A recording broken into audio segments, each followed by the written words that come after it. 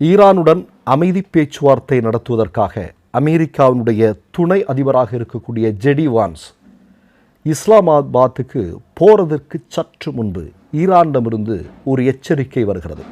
என்ன அப்படின்னா, நாங்கள் சொல்கிறத நீங்கள் கேளுங்க, கேட்டால் மட்டும்தான் எங்களுடைய பிரதிநிதிகள் அந்த அமைதி பேச்சுவார்த்தையில் ஈடுபடுவார்கள், வருவார்கள். இல்லைன்னா வேண்டாம், எங்களுடைய ஆயுதங்கள் இன்னமும் நாங்கள் மௌனிக்கலை அப்படிங்கிற மாதிரியான செய்தியை சொல்லியிருக்கிறார்.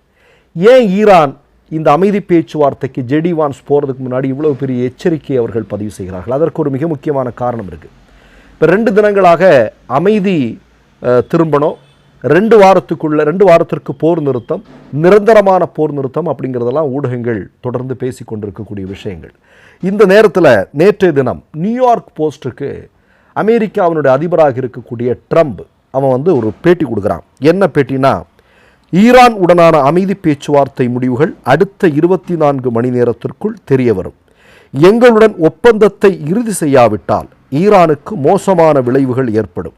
எங்களது போர்க்கப்பல்களில் அதிநவீன ஆயுதங்களை ஏற்றி வருகிறோம். ஒப்பந்தம் ஏற்படாவிட்டால் அந்த ஆயுதங்களை பயன்படுத்துவோம். இதுதான் ட்ரம்ப் அந்த பேட்டியில் சொல்லியிருந்த விஷயம். இப்போ இந்த பேட்டி வந்ததுமே உடனடியாக ஈரான் ரியாக்ட் பண்ணுது.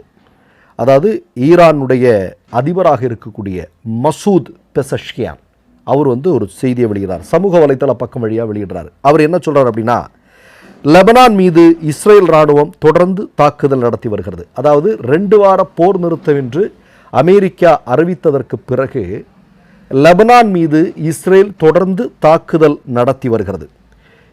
இது போர் நிறுத்த ஒப்பந்த மீறலாகும் அப்படின்னு பெசஷ்கியான் சொல்கிறார். நாங்கள் மீண்டும் துப்பாக்கியை தூக்க தயங்க மாட்டோம், எந்த சூழலிலும் லெபனான் மக்களை நாங்கள் கைவிட மாட்டோம் அப்படின்னு சொல்கிறாங்க. அதாவது லெபனான் மீது இஸ்ரேல் தாக்குதல் நடத்தி கொண்டிருக்கிறது. இது போர் நிறுத்தம் அப்படிங்கிற ஒன்று இருக்கும்போது அந்த ஒப்பந்தத்தை மீறக்கூடிய செயல். நாங்கள் லெபனானை ஒருபோதும் கைவிட மாட்டோம், எங்கள் ஆயுதங்கள் இன்னமும் மௌனிக்கவில்லை அப்படிங்கிறத ஈரானுடைய அதிபர் பெசஷ்கியான் சொல்கிறார். யாருக்கு சொல்கிறாரு? ட்ரம்புக்கு சொல்கிறாரு. இது மட்டுமல்ல, அடுத்ததாக பார்த்தீங்கன்னா, ஈரானுடைய வெளியுறவுத்துறை அமைச்சர் அப்பாஸ் அராய்ச்சி அவர் ஒரு அறிக்கையை விடுறார். தற்காலிக போர் நிறுத்த ஒப்பந்தப்படி அனைத்து முனைகளிலும் போரை நிறுத்த அமெரிக்கா இஸ்ரேல் ஒப்புக்கொண்டுள்ளன.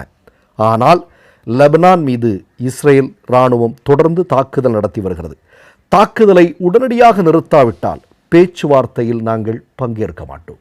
இது ஈரானுடைய மிக முக்கியமான இன்னொரு நபருடைய அறிக்கை. அது மட்டுமல்ல, அடுத்தது இன்னொரு அறிக்கை வருது. ஈரானுடைய நாடாளுமன்ற சபாநாயகர்